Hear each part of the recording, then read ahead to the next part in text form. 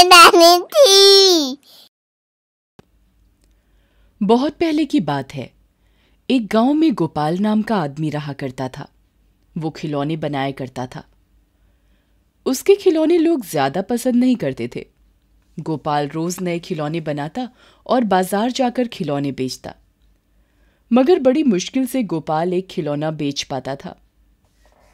एक दिन गोपाल के पड़ोसी जीवन ने उसके पास आकर कहा, अरे गोपाल, आज तो तुम्हारे खिलौने वैसे के वैसे ही हैं।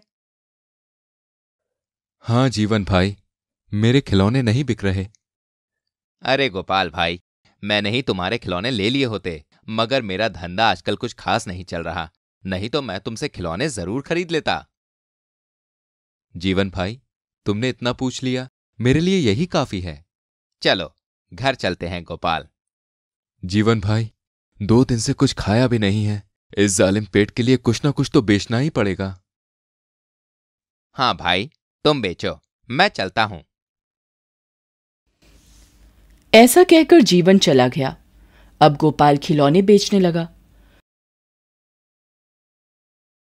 थोड़ी देर में एक औरत और बच्ची गोपाल के पास आकर पूछने लगी कि ये गुड़िया कितने की है। ये गुड़िया 20 रुपए की है बहन। घर जाने का समय हो गया है, कुछ कम करके खिलौने ले लो। अब घर जाने का समय हो गया है मेरा। खिलौने उतने अच्छे नहीं हैं। एक काम कीजिए, ये खिलौने आप 15 रुपए में ही ले लीजिए, इससे कम तो नहीं आएगा। नहीं भैया, ये खिलौना 10 रुपए में देना है तो दो, मैं इससे 1 रुपया भी ज्यादा नहीं दूंगी। ठीक है, ये लो गुड़िया। औरत ने 10 रुपए देकर वो खिलौना खरीदा और वहां से चली गई। गोपाल को दिन भर की कमाई में 10 रुपए ही मिले थे, इसलिए गोपाल थोड़ा नाराज था। शाम हो जाने के कारण गोपाल जल्दी ही निकल गया। गोपाल अपनी टोकरी उठाकर घर जाने के लिए जल्द निकलता है। शाम होने के कारण वो जंगल के रास्ते से घर जाने लगा। वो सोच रहा था कि सारे दिन की कमाई 10 रुपए, हे भगवान क्या होगा। वो जंगल के रास्ते से घर कभी कभी जाया करता था, इसलिए उसे डर नहीं लगा। गोपाल एक पेड़ के नीचे से जा रहा था, तभी उसे किसी की आवाज सुनाई दी। गोपाल, गोपाल, गोपाल। गोपाल रास्ते में फिर से जाने लगा। गोपाल गोपाल आवाज आई। कौन है? किसने आवाज लगाई? तभी गोपाल को पेड़ के नीचे एक औरत दिखाई देती है। आप कौन हैं? और इतनी रात को इस घने जंगल में क्या कर रही हैं? मेरा नाम रानी है। मुझे मेरे घर वालों ने घर से बाहर निकाला है, इसीलिए मैं यहां बैठी हुई हूं। रानी जी, इतनी रात में इस घने जंगल में आपका रहना ठीक नहीं। आपको ठीक लगे तो आप मेरे साथ मेरे घर चल सकती हैं। ठीक है, मैं आपके साथ आपके घर आऊंगी। ऐसा कहकर रानी उसके पीछे पीछे उसके घर जाने लगी। गोपाल को पता ही नहीं था जिसे वो घर लेकर जा रहा था वो एक चुड़ैल है। कुछ समय बाद गोपाल रानी को लेकर घर चला गया।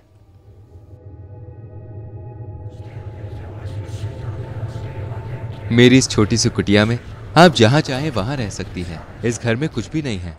मैं आपको खाना भी नहीं दे सकता, क्योंकि 2 दिन से मेरा एक भी खिलौना नहीं बिका। बड़ी मुश्किल से आज सिर्फ एक ही खिलौना बिका है।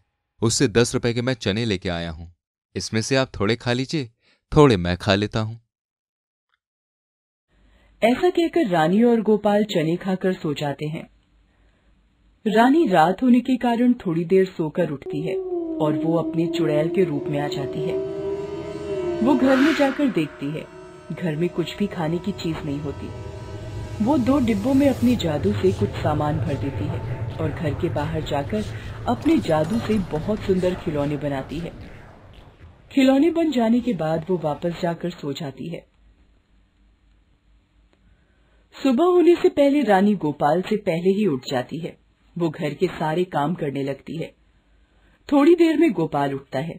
वो बाहर मिट्टी के खिलौने देख बहुत खुश हो जाता है और इतने सुंदर खिलौने किसने बनाए? मैंने तो आज तक इतने सुंदर खिलौने नहीं बनाए। गोपाल जी, खिलौने अच्छे लगे? मैंने बनाए हैं, बहुत सुंदर खिलौने हैं। रानी जी, इतने सुंदर खिलौने बनाना आपने कहाँ से सीखा है? गोपाल जी, मैं घर में खिलौने बनाया करती थी। चलो, मैं इसे बाजार में बेच कर आता हूँ, तब तक तुम कहीं जाना मत। मैं यहीं रुकूंगी, आप चिंता मत कीजिए। ऐसा कहकर गोपाल खिलौने टोकरी में भर बाजार बेचने चला जाता है। बाजार जाते ही उसकी टोकरी में इतने सुंदर खिलौने देखकर लोग आश्चर्यचकित हो जाते हैं और इसके पास लोग आकर खिलौने खरीदने लगते हैं। उस दिन गोपाल अच्छी कमाई कर लेता है। घर लौटते समय गोपाल कुछ राशन खरीदने लगता है। घर पर आते ही गोपाल रानी को राशन देता है, पर घर में कुछ राशन था तो मैंने उससे खाना बना लिया। गोपाल सोचने लगता है कि घर पर तो खाने को कुछ भी नहीं था। रानी गोपाल को ले जाकर डिब्बे में राशन दिखाती है। आप हाथ मुंह धो लीजिए, मैं खाना लगा देती हूँ। गोपाल खाना खाकर रानी के खाने की तारीफ करता है। गोपाल के खाने के बाद रानी खाना खा लेती है। जीवन सुबह बाजार में गोपाल को नए नए खिलौने लाते देखकर सोचता है कि आखिर गोपाल इतने सुंदर खिलौने कहाँ से लाता है। जरूर दाल में कुछ काला है, और वो निश्चय करता है कि इस बात का पता करना पड़ेगा। जीवन रात में गोपाल के घर के बाहर सो जाता है। आधी रात में जीवन को कुछ शब्द सुनाई देते हैं। जीवन गोपाल के घर में खिड़की से झांक कर देखता है कि एक चुड़ैल अपने जादू से नए नए खिलौने बना रही है। जीवन डर जाता है और वहां से भागकर अपने घर चला जाता है। सुबह वो देखता है कि गोपाल सुंदर खिलौने लेकर बाजार जा रहा है। जीवन गांव के सरपंच को सब कुछ बता देता है। सरपंच और गांव के लोग शिव बाबा के पास जाकर उस चुड़ैल के बारे में सब कुछ बता देते हैं। बाबा सबको लेकर गोपाल के घर जाते हैं और उस औरत को कहते हैं कि तुम कौन हो, बताओ। वो औरत कहती है, मेरे ऊपर एक चुड़ैल का साया है। जिस दिन मेरी शादी होगी वो चुड़ैल मेरा शरीर त्याग देगी और मैं उस चुड़ैल से आजाद हो जाऊंगी। बाबा और गांव के लोग उस औरत का विवाह गोपाल से कर देते हैं और वो औरत चुड़ैल के साए से आजाद हो जाती है और वो दोनों खुशी खुशी जीवन व्यतीत करने लगते हैं।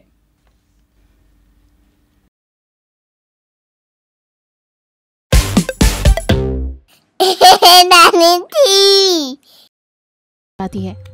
चुड़ैल के बड़े बड़े दांत देखकर तो रानी उसके पास ही नहीं जाती, लेकिन रानी को परी बहुत अच्छी लगती है। रानी हमेशा परी के पास ही जाती थी। चुड़ैल को रानी की इस बात पर बहुत दुख होता था।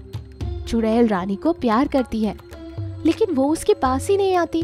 एक दिन चुड़ैल रानी से कहती है, मैं तुमसे बहुत प्यार करती हूँ, लेकिन तुम मेरे पास ही नहीं आती।